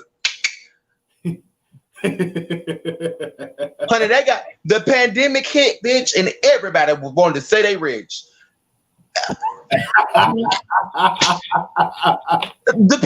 Biden's in office now, honey. You need to go clock back in. You need to start back working, honey. The check's about to end. The check's about to end. Stop getting free money and want to ask about bitches' addresses. And let me also say this, Wiley, because she likes to drag people. She's running around Atlanta saying that you drugged her the last time she was at your interview. And I just want to make sure that you know that. But she's going around Atlanta and she's been telling people, if y'all interview Wiley, do it virtually. And these are in right hand of God on my mama, on my nieces. She said that you drugged her. Oh my gosh. Then she wants to say Phor did so many things. It's time for the clock back in. But I'm gonna tell you, they'll leave your platform, Wiley, and try to drag you. That's what they do. But I'm the only one to leave your platform and speak nothing but nice things. And Dre was like, oh my God, I gotta get out of there, girl. She drugged me when I was at her house. This is what Dre Simber said. Since she always wants to talk her shit. She has nothing going on. She fights women, first off, real women. She goes around here on tirades because she's angry, which her ass needs to do, Dre Simber. You need to go to counseling because, honey, you're hurt. And it's no one's fault that you were abandoned as a child. You had to go live with your white stepdad, okay? So what you need to do, peaches and honey bunches of oats, go lay on somebody's couch and rest your neck because everybody's not your battle. Everyone's not in a battle with you. And everyone's not your enemy. But what you need to do is stop playing with me before I slap another drink out your hand like I did outside of Felix's and you didn't do shit. Say the chops for bitches that won't chop you because I will slap the dust out your ass. Moving on. Oh, bring her in. Bring her in. Bring her on in here. I'm asking the question because I'm like, you hearing all this stuff, like, wow, it is so shocked. But I don't know if she said it or not because I'm not even in Atlanta. But I will say this: she said it. She said it, and she said it. Well, I don't have to lie on nobody. I told you, I read nonfiction books, baby. They lie on me. I have to lie about nothing. She said it. Go watch your interview back. I think she asked you what you put in her drink the last time you interviewed her when she was there. She said it. But Dre Simber, but we did not drug her. Okay, we want to make that perfectly clear. But she also said this. She said, "Stop interviewing his ass child." Of course, I'm blackballed again. When I'm saying something, Dre Simber, honey, when she don't like you, she want to make the whole world not like you. She's a hater. Why would he not? Why would you not interviewing me? I'm actually on a platform right now. I'm actually doing a show. What is Dre Simber doing? Why would you be interviewing her? You need to stop interviewing her. She ain't doing no work. What's she doing? What's she promote? I have an eyewear line. I just started my YouTube. I rap. And I'm on G status. That's 4 things. Name one thing Dre Simber do other than talk shit online. Wiley, I'm asking you. And G status don't count. G status don't count because she don't got green screens. So she not even on the show. What does Dre Simber do? But don't Dre Simber. She has no business. She has no talent. Can she sing? Can she rap? Can she write music? Don't she have her own business though? She don't have her own business. She's doing a show. No, she doesn't have her own business. Because remember, if you saw the last episode, she left Akeem at the fabric store. She don't do nothing except party and go out and fight white women at Felix's. Big facts. Do you really think she fight white women? Are you true? She just threw a drink on my friend less than 2 weeks ago because we had a mutual friend. She did not like she wanted our mutual friend to hate me. Because me and Dre Simber feel like, and my mutual friend was like, no, I like Phor. Dre threw a drink on him. She's real crazy. And then Pride weekend, the same weekend I fought Tremel and his boyfriend, Dre was over there while I'm out there fighting men, Dre over there in Felix's fighting 2 white women. Saying Black Lives Matter.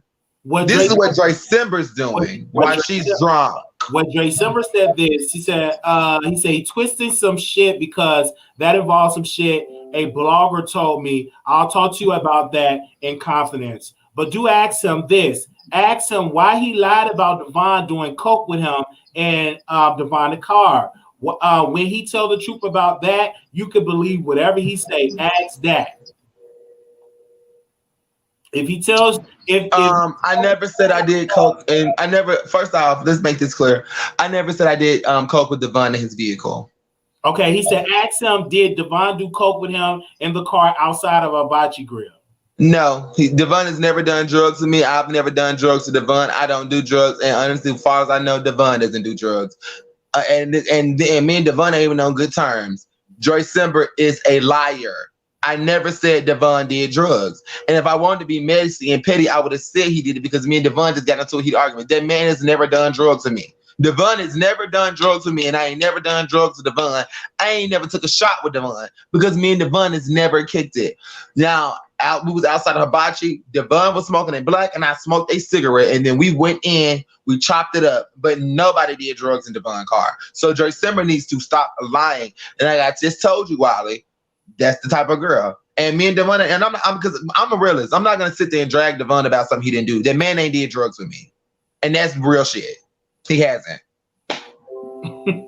Okay, and he just DM'd me. He said Devon admitted it. Go watch the hot seat, and I see the link. So he was like, Devon admitted it. So okay, well, Devon ain't admitted anything because Devon ain't never did drugs in his car with me.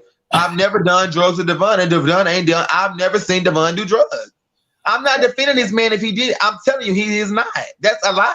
But they need to stop lying.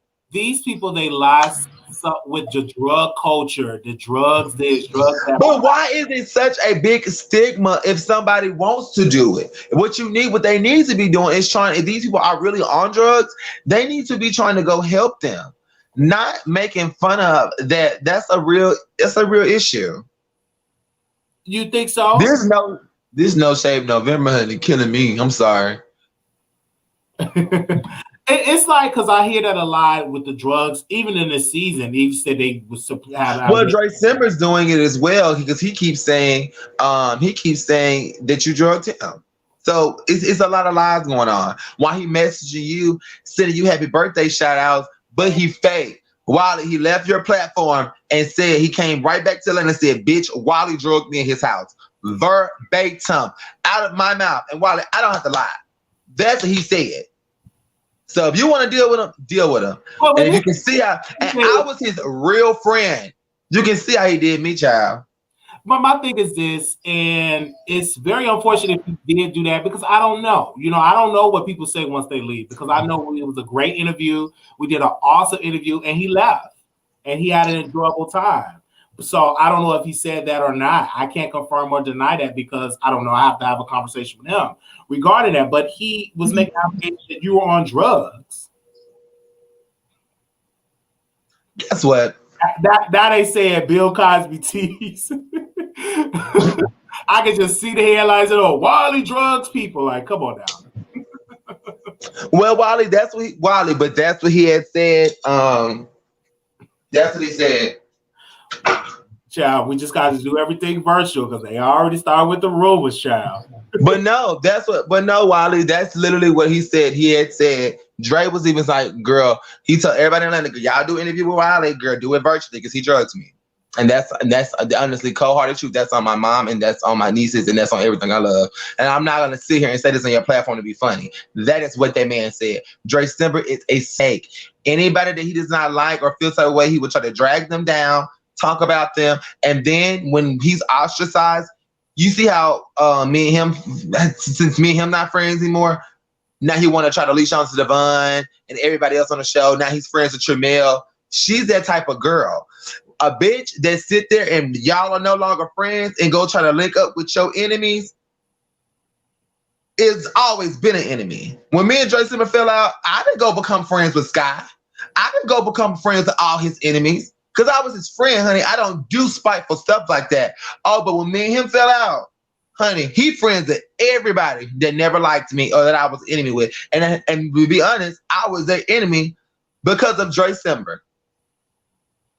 But my thing is this, I'm trying to understand like the fallout. He friends with everybody that don't like me. I'm not friends with, and honey, almost the whole city of Atlanta don't like him.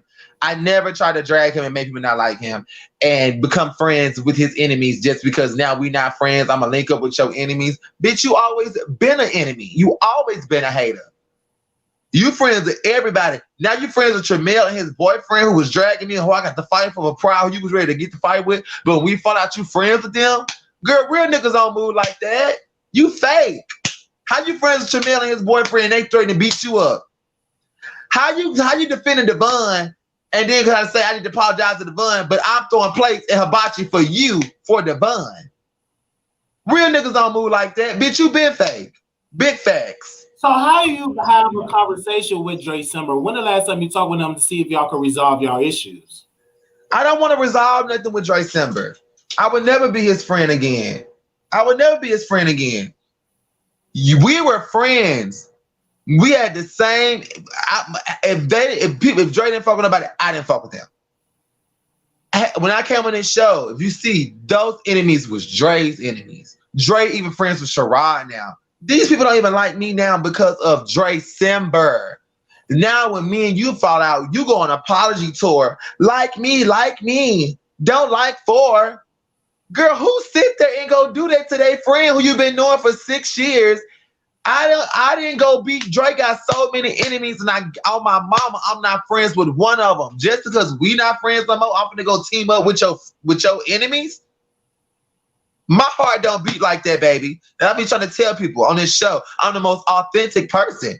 Dre's a hater and she's fake. She ugly, she not talented, and she can't beat me up. Well, I would say this, people make allegations, all the time, especially when it comes to drugs, especially when it comes to this. I've had it anytime when it's success, you hear different things all the time, especially when you're running a successful platform like this. But I will say this, though, I wish that if we have in this community as the LGBT, if we fall out, let's have a conversation. But we do in this community have to realize that we have to stop throwing out allegations like boom, boom, boom, everybody, because they throw that out a lot with the drug culture. And I'm like, and Wally, I hear all the time, and I just kind of feel like I already know. these like this live and stuff and all these things that we're doing right now. This stuff is gonna be here forever unless you delete or things. I'm gonna add August on. August, is you there? Hey, August. What's Hey. up? What's up, Hey. August? What's going on? What's going on, bro? I'm chilling, man, at the bar getting fucked up, minding my business. Yeah. August. August, can you speak? August been in my house and I interviewed. How was the interview, August? I had an awesome interview. I got smoked. My only drug I saw is my weed. Okay. It was no drug. But I honestly believe it. I don't believe you with a drug. First off, if you had August at your house, you didn't drug August fine ass. Why would you drug Dre Simber? Oh my God, let's not get into that. Let's not get into that. But August was here. It was very professional. He did the interview. That was it. But that's just a sign that I have to just do things virtual. I guess. Who wants to drug Dre's? She goes around lying. Nobody want to drug her, girl. You can drag her ass in the bathroom and fuck her for $2. No, we're not gonna say that. We're not gonna say that because at the end of the day, go ahead, August. You want to say something? You said $2. He said $2. Oh my gosh. But let's be clear. You and Dre Simber is a powerful duo if y'all were to work together for it. Honestly. You know what? I was gonna be his friend. August, tell them how Dre Simber did you. So I don't know I'm tripping. So Ask August how Dre Simber did him. I'm gonna just clear things up. So there was a lot of talk saying that somebody had whipped my ass at the club or whatever. But what happened was I went to Summer's at the club because he walked up on me and my friends, and we're not from there. So of course, I felt like I was back in the corner. So I had to defend myself and my friend. And I hate that it happened, but Dre Summer was drunk. And you know what I'm saying? He even apologized after. He was like, oh my God, I'm sorry I did that. Like, da da da da da da da da. And it was never what he was saying. Like, I whooped his ass, nigga. Come on now. August, I don't know if Dre was even mad that we were even cool because I'm telling you, if Dre do not like you, Dre is very underhanded and evil. No one sees this. August has seen it. He has seen this. I'm not making this up. I just made my page private because I'm tired of all that bullshit. And I blocked everybody because I don't got time for this shit. Dre fell out. And this is no shade. When Dre and August fell out, what he do to you? He go link up with Ken. See that? Am I lying? Yep. She that type of girl. I'm not lying to y'all.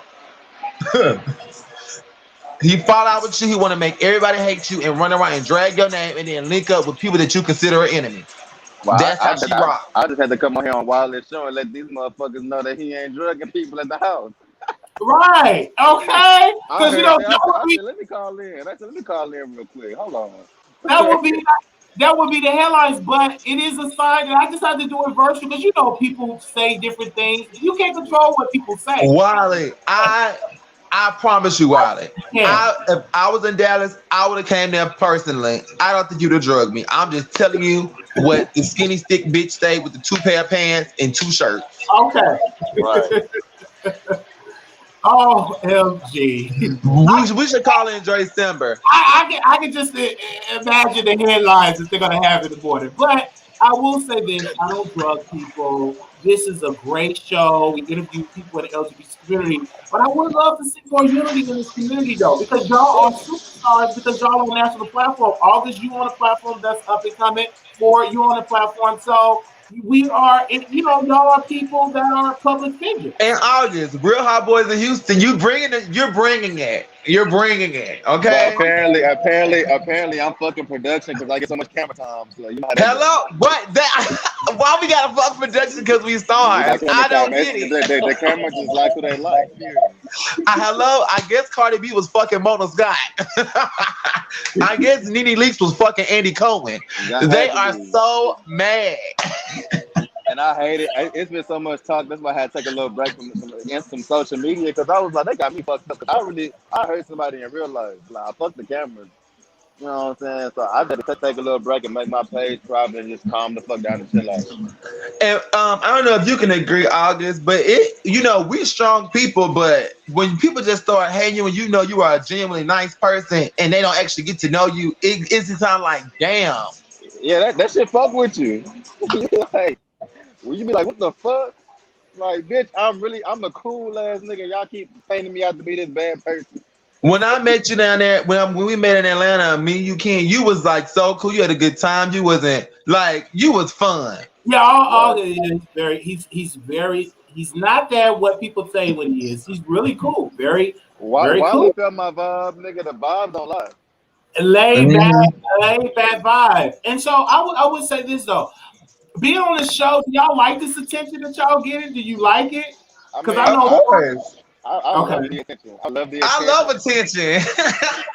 This August ass is a hold on. His name August, but he is a Capricorn. I'm a Gemini. We love attention, but it's Yeah. just like, damn, we like good attention. Like, can you leave me alone for a minute, bitch? And can you show me some love? Because it's this one reviewer. It's this one reviewer. Oh, it's this one reviewer. He don't like none of us. He don't like none of us. And I just be like, God damn, bitch, did you just get off work and like just review our show and curse us out? Like, damn. Hold on, which one? Because I think I went. Is it Ed Teddy? Is it the older guy? Is it her? Or is it the fat? Is it the fat bald headed one? Giving you the real tea, or is it the fat bitch that be eating chips and her lips be ashier than goddamn charcoal gray on a goddamn hot Sunday night? Well, Oh, hold on, I because I'm like gonna read majority of them. I'm I gonna like read them. majority of them. August. El Teddy just coming in so hard. So I like majority of them. It just be El Teddy coming in so hard. I be like, God damn. They bully me. It's not a panel. It's not a panel. It's a panel of bullies. Wiley, it be a panel of bullies.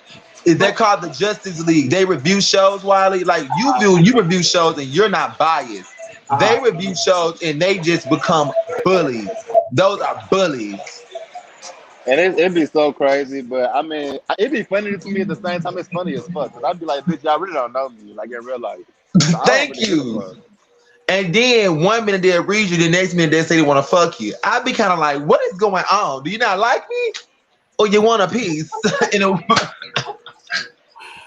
Oh gosh. We should have had Dre Simber come in, Wiley, because honey, she's a hoot. But Gracie said that she will come on, but she just wanted to have a one-on-one. But look, hey, I mean, I feel him. Hey, Dre one on Simmer one. doesn't need a one-on-one because honey, she's not even had a one-on-one green screen. You're gonna be her only one-on-one this whole goddamn year. But the thing about it is, Wiley, I don't think you should do it one on one if you're drugging people. I don't think that's very smart. Right. I mean, we will talk. I'm gonna have to talk with Drake Simber. So I have to talk with But I do want to finish saying this. But I definitely agree, August, about El Teddy. He's old, he's out of shape, he's a low end whore, and all he does is get on live in his kitchen while he sit there and jack his dick off to us and then talk shit. She got to go. You're on a panel with fat ass bitches and bullies, and you guys want to read people. But I'm the least, I promise you, I'm the last person they should be want to read. You see how I just drank? Baby, listen, let me say this. I ain't got my settlement money yet, and I just put out $5,000 for my car, and I'm chilling. So I'm never bothered about no bitch talking about me that's in their kitchen. So I don't really give a fuck. I'm chilling. I'm posted. I'm in my own zone. I'm having drinks, multiple drinks, with my credit card that has my name on it. Yeah, thank you, because you're not a. Oh, that's something else Dre Simber said, August. He said you was a scammer. Oh This yeah, is what I'm a scammer because I went and bought a Cadillac. I'm a scammer. I'm sorry. and also I'm happy that you're doing good after your car accident too. And to Thank be you so honest, much. when I saw you bought your Cadillac, this ain't even being shady. Dre said you scammed the guy. I said this man just almost got in a car accident. I'm sure you had insurance. Of course you would have had insurance to get a new car. Right. Like, And guess what? I can upload paperwork on my vehicle with my name on it. Oh, okay, going forward. purr. And let me say this: I would never scam a vehicle, bitch. I get too drunk and too high to be scamming cars. Oh, he fine. Hold on, this boy fine. Hold on. Where he at, bitch? Put the camera on. I want to see him. He coming this way. Hold on. But Wiley, there anything else? I mean, I don't want to. What else you want? You have anything else you want to ask?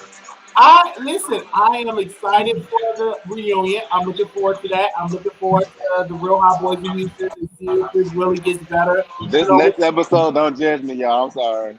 In okay. advance. Oh, you better hype it up. I'm ready. Sorry in advance, y'all. Can you give us a teaser? Give us a teaser. I mean, it's just very emotional. Okay. And I'm gonna just leave it at that. Okay. But as you see, I'm not trying to brag, but like I told production, I just feel like if it wasn't for me being on the show would be very boring and nobody would watch it, period, point blank. And that's just me saying that. Somebody said Dre Simper on the line. Okay. Well, we're gonna have to have a conversation with Dre Summer. I'm gonna end this live because there was strong allegations. So we're gonna talk with him offline. And baby, and they can save the wig jokes on the Oh, and by live, the 'cause way, can before I get off, Wiley, y'all that's on here, if you guys like my personality, my brother personality, I'm an upcoming YouTuber. Please I'm be on. Oh, thank you for thank you August. Thank you. Oh, let me finish. I thought you were on the line. Hold on for August. Plug the show that you're on. Huh? Plug the YouTube show, the web series that you're on, so the people will know. Oh, it's Real Hot Boys of Houston, y'all. Just type in Real Hot Boys Houston and go follow the page, subscribe. Y'all gonna see me in there. Follow my Instagram, AugustJ92, and turn the fuck up and come get entertained. It's private right now, but I'm gonna add y'all though. All right. For the record, plug your show. For the record, on YouTube, it's gonna be a commentary show. I'm trying to get like Wiley. I just want y'all to uplift me. It's really hard to build subscribers, and just enjoy me, honey. I want my own platform so y'all can judge me. Right. And Wiley, I see the comments, but y'all, I will tell you again on your live. Happy 30th birthday, belated. But you know, I messaged you yesterday. But you know, I messaged you yesterday on your actual birthday. You did. Thank you. But yeah. Well, thank you, August, for clearing that up that you wasn't drugged. Thank you. Love you, Wiley. Thank you for having me, bro. All right. You too, August. Okay, now. All right. Thank you, Phor. Okay. No, bye-bye. That is why it is so important. Look at Guy. He just hit the link. He was like, oh, my gosh, why would I never do that? So thank you, August, for coming on, for clearing that up. All right, thank you all. Make sure you all subscribe. Y'all already know the headline's going to be heated, so don't be in my DM. Wiley, check the DM. I know how it operated. We are immune to it because we know our characters. So, but yeah, so thank you all for coming on the show. I want to give a special shout out to the Cleaning Guru. Thank you for coming on. Thank you so very much to Phor. And also shout out to August from Real Hot Boys of Houston. Thank you to all of them for coming on the show. Make sure y'all subscribe. We're looking forward to the reunion of G Status, ATL Hustle. Definitely looking forward to that. Make sure you all subscribe to the Wiley Show. I got a feeling our name going to be ringing in titles. But thank you. Okay? All right. Thank you so very much. And we will talk to you all soon. Peace. All righty.